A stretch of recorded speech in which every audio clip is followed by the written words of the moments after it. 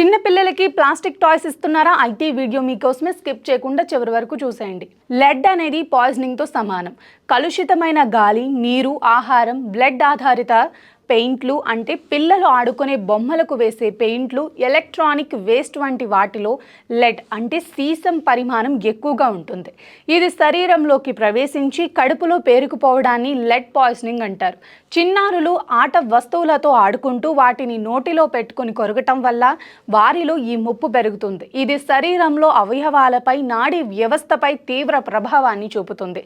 Sesame, electronic waste, ప్లాస్టిక్ను కాల్చినప్పుడు వచ్చే పొగను పీల్చటం లేదా paint, sesame, electronic పరిశ్రమల్లో పనిచేసేవారు లెడ్ పాయిజనింగ్కు గురయ్యే అవకాశం ఎక్కువ. రక్తంలో దీని గాఢత పెరగటం వల్ల దీర్ఘకాలిక రోగాలు, అనారోగ్యంతో కోమాలోకి వెళ్లటం, ప్రాణాంతక వ్యాధులు వచ్చే ప్రమాదం ఉంటుంది. పెద్దల్లోనైనా చిన్నారుల్లోనైనా మెదడు, నాడీ వ్యవస్థకు ఇది హాని కలిగిస్తుంది.